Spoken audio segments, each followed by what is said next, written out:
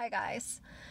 So we have another update and I want to do this again. The video that I did yesterday did pretty well and I don't think most of y'all care where I'm filming, if I'm at home, if I'm in the car, and frankly, I would rather see trees in the sun than my normal filming background, but either way, that doesn't really matter. It's not what this video is about.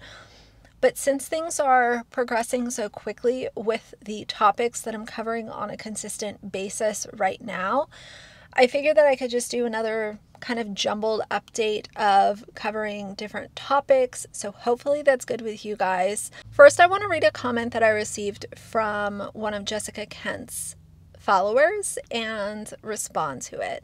And this is a comment that's on my last video. This is not meant to have people go respond or anything like that. I actually think that it's a really good comment and it comes from a fair place, and I want to get your all's opinions on this video. So the person said, "Hi, I follow JK and I don't want to be inadequate by any means by asking this question, but I'm not surprised, and in some way I'm sad for the people who believe everything anyone has to say.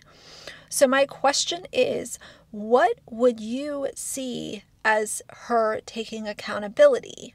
I genuinely wonder, because as much as this situation is effed up, it's also not surprising at all. In my opinion, the person put IMO. I'm wondering if all the drama that this is producing is making her even more problematic because it attracts more people to her channel." So first I want to address the question of what would I personally see as her taking accountability. At this point, she would have to come clean on everything that there is a receipt for. And not say, well, I don't remember, I don't know, PTSD, trauma, my memory. Instead of throwing all that in, she would just have to take some simple accountability. That's what it would take for me personally. Would I go back and continue to support her channel? No, because I'm just over it at this point as far as supporting her goes. And I also question, I talk about this all the time. Once trust is gone, for me, it's gone.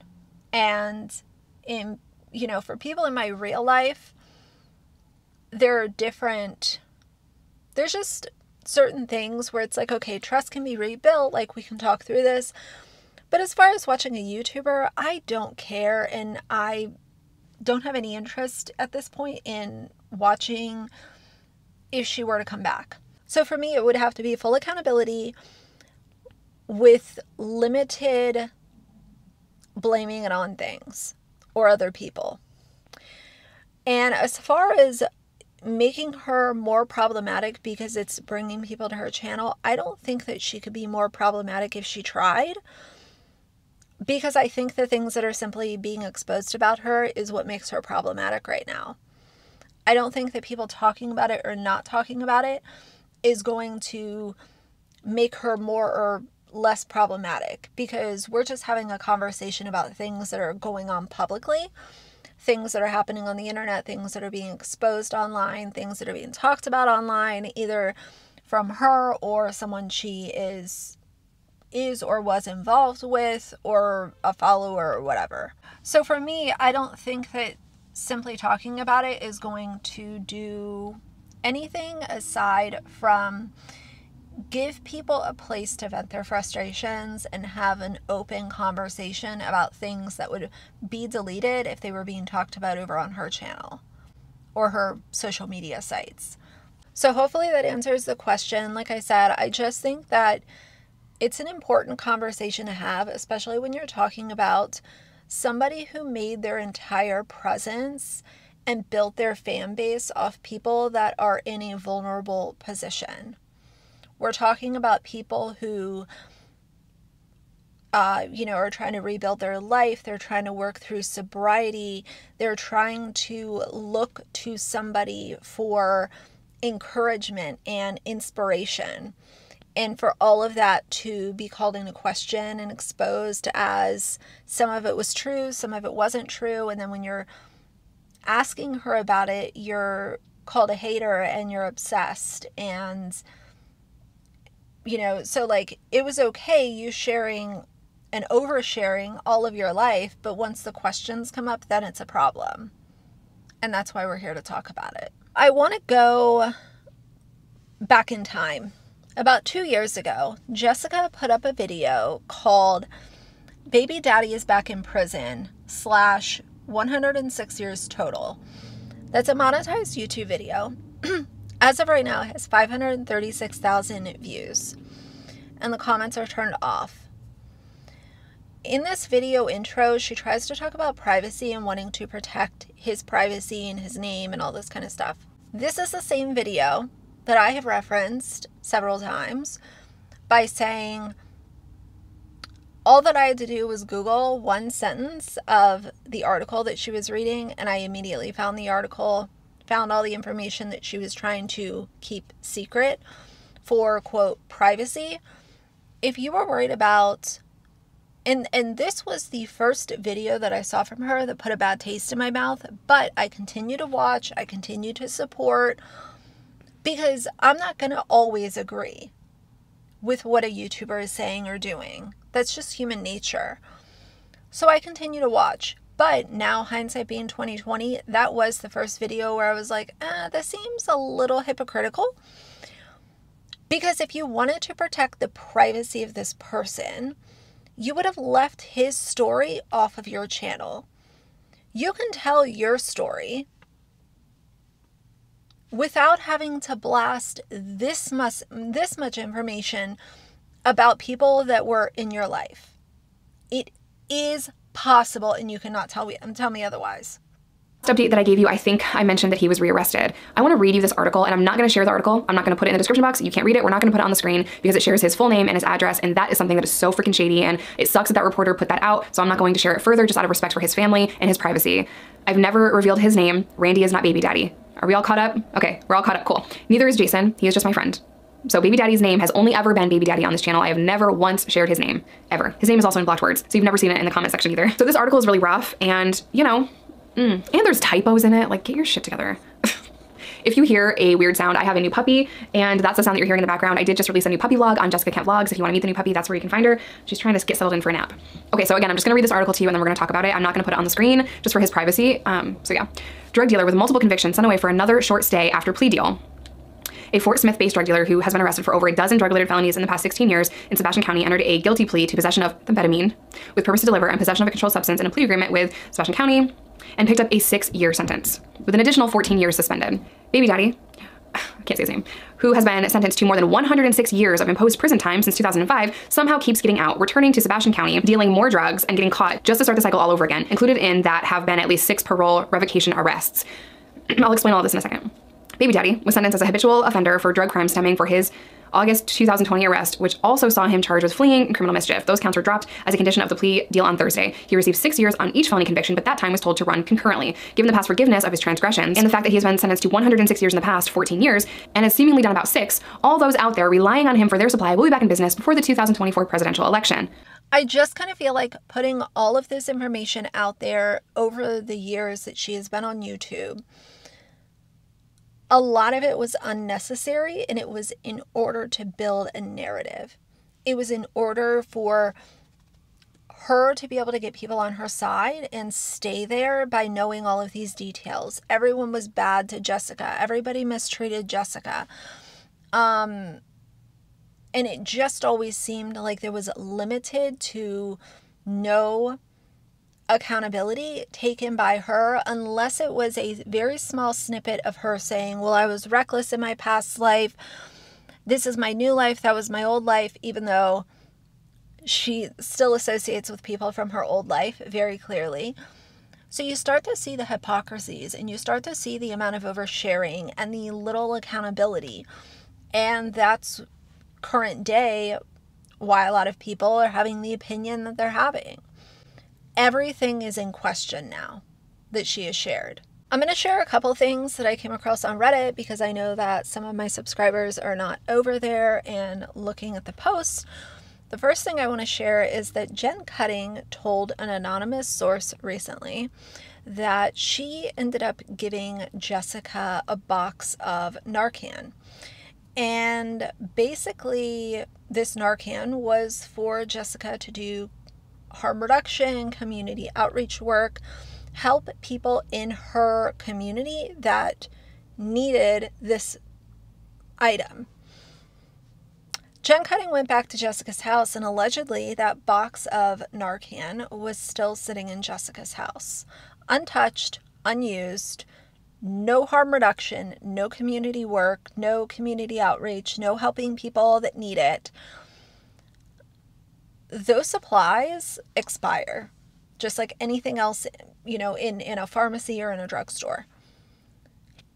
To take that and tell social media that you're doing community outreach work with this item, and for that item to allegedly still be sitting in your house collecting dust, approaching its expiration date,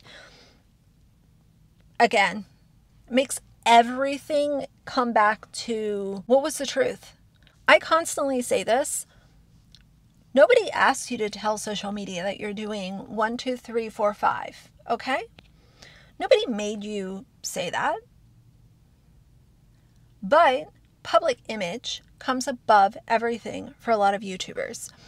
And if you are saying things to help your public image, and it is something as sensitive as dealing with a community of people that absolutely could have used your help,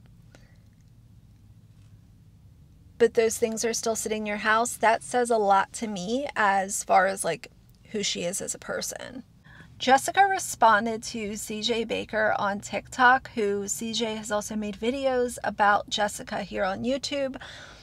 And her comment, I'll throw it up here, but it's very poorly written. And for Jessica, she is somebody who, in the video that I mentioned in the beginning about her baby's father going to back to prison, she wanted to get on the reporter for misspelled words. But these are the kinds of comments that Jessica will write. I also put some in my video yesterday, so if you missed that, go take a look at it. But it's like, girl, you're saying at 4 a.m., 11 plus YRS ago, high on, and you're using emojis. Like, I don't know. I mean, and let's never forget that PTSD was thrown into this comment as well. But the PTSD happened because of her having a baby while she was in prison. PTSD was supposedly not present during the arrest. So your entire timeline is just all scrambled. Tracy Noel, who I've mentioned in a previous video as well, did a new video about Jessica where Jessica was spilling all of the details about her arrest story. And now that we have documentation through the Freedom of Information Act, through Tracy as well, when Jessica is recounting her arrest story and, stories around that time in her life and all of this kind of stuff, it just seems really funny to me that that's the one thing that she just doesn't remember telling law enforcement. Oh, I don't remember the PTSD, the trauma. I don't remember if I told them I was pregnant or not, but I remember chugging down Mountain Dews and eating Milky Way bars. But that's the one thing that my brain just, I don't know what happened. Girl, Jessica's talked a lot about narcissists and narcissistic abuse on her channel, especially as of lately, because she wants everybody to kind of get a picture of who Reese is. But it's very interesting to me because a lot of the things that she is saying revert right back to the behavior that she is showing us.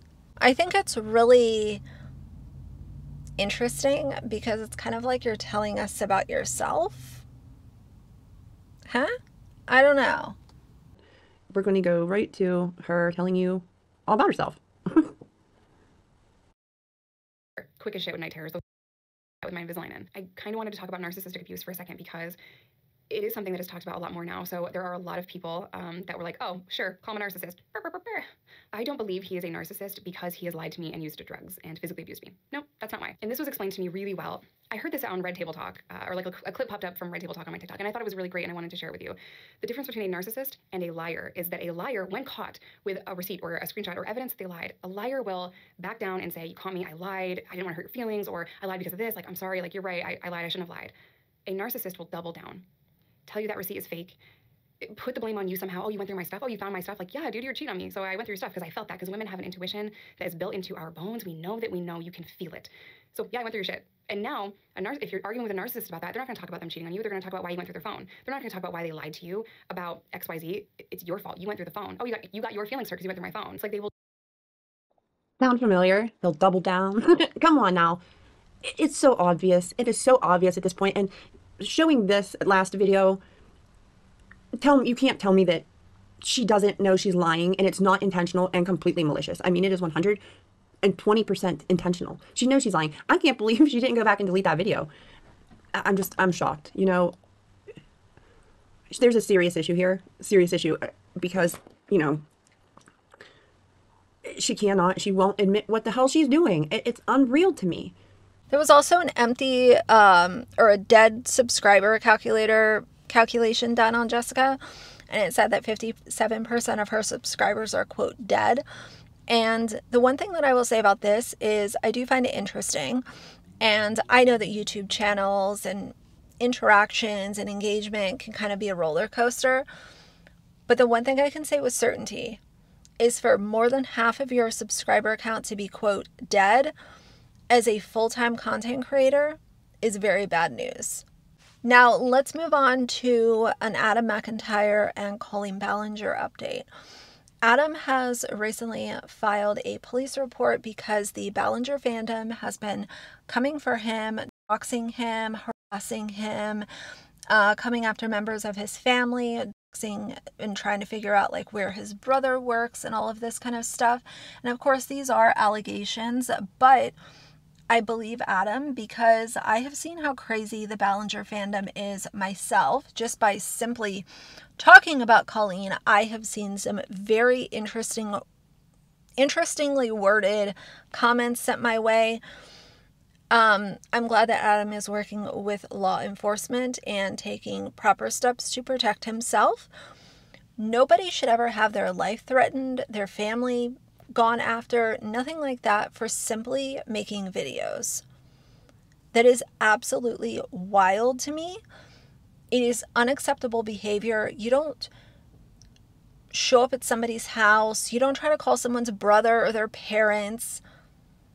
If y'all are that infatuated with Colleen, then just go watch her videos and leave everybody else alone. These videos are not going to slow down. They're going to continue to be made. And y'all just look like a bunch of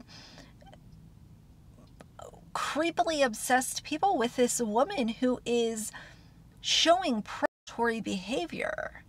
Adam has also recently exposed that he and Colleen used to share photos of Trisha Paytas that were NSFW, if you understand what I mean. And they would make fun of Trisha's physical appearance and parts on her body.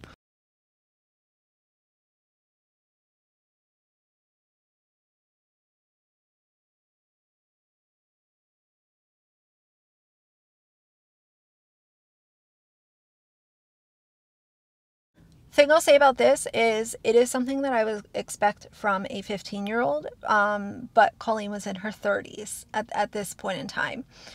The going after people for physical appearance, you guys know how I feel about that. I've been very vocal about don't care what the meaning is. If you are making fun of somebody for the way they look physically, you probably have the mind of a young teenager. You're very immature, and for an adult to be engaging in that behavior, I think again it speaks to her character and just how cruel she is. There have been more stories released from former Colleen fans that attended her Miranda Sings live shows, and some of these clips are so upsetting to watch, and I could only imagine how upsetting it is for the people that are having to relive these moments so publicly. It was wrong back then, it's wrong now, and when it was happening, this was years ago. People should have stopped it back then. This level of call out that Colleen Ballinger is going through right now should have been happening years ago. Her Miranda Sings shows were always filled with minors. She was always inappropriate with them. And it was absolutely unacceptable back then, now, and going forward. Hi, okay, my name is Becky. I'm the girl in this video, and this video has over 1 million views, and that is a lot of people to be seeing this story without hearing it from me, so I want to explain this. So I was a fan of Colleen and all the Ballinger family for a very, very long time, and I think in this video I was about 16. If you've never been to a Miranda show, Colleen frequently has segments where she calls people up on stage. One of those segments was the porn bit, which I'm not really going to be explaining in this video, but that's why I was kind of trying to dress skimpy so that I would be called up on stage and basically get degraded by Miranda. But I did not get called up for that. I got called up for the yoga challenge. Now, as soon as I stood up from the audience, I saw Colleen's eyes widen because she realized I was not wearing pants. But for some reason, that didn't stop her from continuing. In fact, no adult at any point stepped in this situation. So we get to the point in the yoga challenge where I am laying down and Colleen is spreading my legs basically as far as she can. She spreads them so far that you can see the spandex I was wearing under my romper, which thank God I was wearing. Now, the original video posted by Xandar, I'm sorry if I pronounced her name wrong, is only a screenshot, but there is a whole video of this. But that screenshot is the most important because that is the moment I will never forget, where I was laying under Colleen and she was smirking down at me while thousands of people were laughing, and I was terrified that my body wasn't covered up enough by the spandex or the romper. I basically felt naked, so it felt incredibly sexually violating. I was younger and my body was still developing and I was still becoming comfortable with myself, so for her to use my body as entertainment on stage really set my confidence back quite a lot. And not to mention, after all this, after the show, I had to walk back to my car where there was many men staring at me in a very predatory way that they were not looking at me before because of how exposed I had been on stage. So I literally did not feel safe leaving the venue. And I'm not saying this was sexual assault, although people are debating that in that comment section, but as someone who has been sexually assaulted, this situation gave me that same feeling where it feels like you need to purge and like clean out your insides, you know, just that nasty, gross feeling. There's a couple comments on Xandar's video being like, oh, she signed up for that, why is this such a big deal, blah blah blah. Colleen exploited my minor body for entertainment and money and did not protect my safety at this show. As an outsider looking into this situation, it may seem like this wasn't a big deal, but this was really pretty scary for my teenage self, and especially as someone who loved and looked up to Colleen. And I could never say anything because everybody loved her. But this is who she really is. She uses kids for her own gain. I was a minor, and again, she did not protect me. So if you're watching this and you're thinking about taking your kids to a Miranda show, I would advise you to think twice because you may come back with years of trauma, and I don't wish that on anyone. All it takes is a little breeze and I'll see all the bits. So this is a very good example of what you don't want to dress like. So this is porn. What's your name? Grace. Exactly. So, first type of porn is clothing, okay? This is example, not porn, porn. Not porn, porn. There are two ways to get rid of porn clothing. One, you can dress like Sarah or me here and look appropriate. The other one is I have created a device that will help my Murfandas. It's called the anti-porn unicorn, okay? So I have these unicorn horns that I'm going to wear.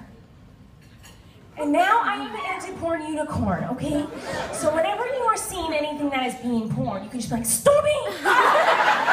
Hit them right in the porn areas to get rid of the porn, and that'll do the trick, okay? So those are the ways to get rid of porn. Do you guys understand porn clothing? Yeah! Okay, good. Thank you. Give them a round of applause. In this book, there's all these little secrets. There's a mistake on this page, how to draw a hot dog. There's a mistake. And I'm really bummed. There's a mistake on every page, but there's like truly a mistake on this page. So it teaches you how to draw a hot dog when it's supposed to look like a vagina. The fifth step is to add ketchup. And I wanted ketchup on the page, but we forgot to add it. And so, because I wanted to look like a nasty vagina with blood on it, because I'm a pervert. I hope that she gets rid of the Miranda character because of this.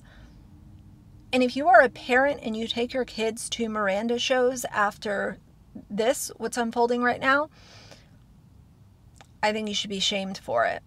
One of her previous superfans, Johnny, who I've mentioned in previous videos, also came out and said he made a claim that Colleen had told him to his face in person that the Miranda character was based off of her disabled family member. And of course, this is just an allegation. I am not sure, but at this point, it does not surprise me. And I could completely see that being factual. I could see her saying it face to face because, you know, you wouldn't want a message or an email like that floating around. But basing a character off of somebody who has a disability. And this woman is applauded, and she has made millions and millions and millions of dollars by this stupid Miranda character that people thought was just so funny for so long. It was never funny. It never will be funny.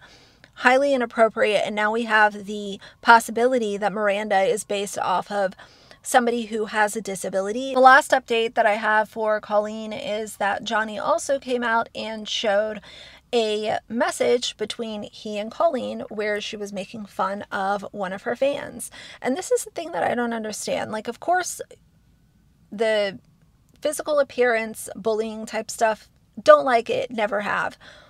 Why are you doing that to your fans? These are the people who are literally paying your bills. And you're making fun of them with another fan in DM. I don't understand that. Now, I have a couple of Doherty Dozen updates that I'm just going to throw in this video, so it will be a little bit longer. Hopefully that is good with you guys. Now, the oldest Doherty child has decided to go on Cameo. I covered that in yesterday's video. And already the reviews are rolling in, and I guess somebody made a request that he did not fulfill, so they left him a 1-star review. The review said that he didn't do what the request was. I don't know what the request was. But again, none of this would be happening if Alicia had not put her kids on social media. They would be nobodies. They wouldn't have weird people buying cameos from them when they are still a minor. I want to rant about the roll call videos for just a minute. She recently did an age roll call with all of her kids. And I've always had a problem with the roll calls because it's giving strangers a lot of information in a short period of time.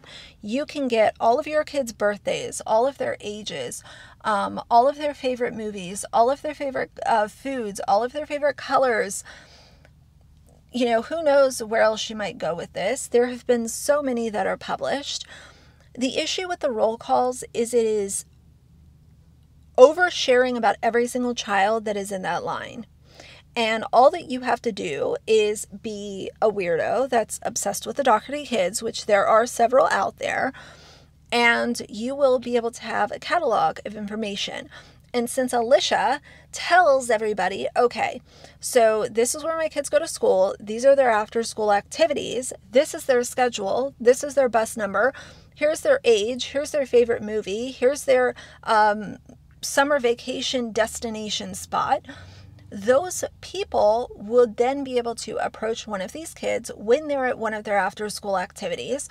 All that they need is a few minutes where a teacher or coach or, a counselor is not outside with those kids looking at them like a hawk. Someone can approach them, use these roll calls as a way to say, hey, I know so much about you, and I know your mom, and this is your address, and I know that you're involved in these activities. Come with me. Your mom wanted me to pick you up today. And you have given them all that info to be a, quote, insider to a child who is innocent and has no idea that this person just got it off the internet. Alicia also made a recent TikTok where she labeled one of her children as, quote, unhinged. And I know that, I throw around the word unhinged a few times, and That's just the way that I describe some of the actions that I come across online from adults. But number one, I would never label a child. I would never label a child as unhinged. And I would never, ever, ever label a child as unhinged and post it to 6 million followers on TikTok. Alicia has already labeled this one child. She's kind of like molded this one child on social media to be like the quote crazy one. The one who has a temper, the one who's a lot like Alicia, blah, blah, blah, blah. And now the child's being labeled as unhinged to 6 million people. Now, the kinship girl was in Monday's mini vlog with Alicia. And again, this goes back to the oversharing, like with the roll calls. What I was just saying, this girl was wearing a school shirt with her school name and her school mascot on it. You know, this girl, I've talked about it before, how inappropriate it is. In the roll call video where Alicia went in to collect all their ages, this girl was also again wearing a shirt exposing her stomach. And I just don't understand like why this is still even a thing. Why? At bare minimum, when you're filming the kids, make sure that they are appropriately covered. Bare minimum. I don't understand why that's even an ask. I sound like an idiot. Icy Breeze did another sponsored video with the Doherty Dozen where they went camping right in their backyard. Kind of weird, I know. But Alicia went in to say, oh, the Icy Breeze is only $289. Do you realize that $289 would literally feed a family for 2 weeks? There are families who literally have to go to the grocery store and make $289 last them until their next paycheck. So way to just completely like, oh, it's only $289. Fuck off. Now, Alicia did leave a comment for another family exploiter, and I will play or throw a screenshot or something. But I think it's really interesting because all these family exploiters support one another. It's like none of them have any moral code. They don't see any problem with what's going on with children's privacy and their inability to consent and how people are making money off the backs of their kids. And it's just funny because they all just kind of sit around and co-sign the bullshit that the other one does by leaving comments and leaving fire emojis and clapping emojis. I just think it's so disgusting. You're exposing what shit morals you do have. But anyway, guys, I've been filming for 32 minutes, so hopefully this video was a good way to kind of catch you guys all up. I will have some normal, whatever normal is, content coming, but I think this is good. I like to cover a lot of stuff in one video, and hopefully it works for you guys. But for now, if you like the video, please leave a like and a comment. And if you'd like to see more from me in the future, please subscribe. I'll see you guys soon. Bye.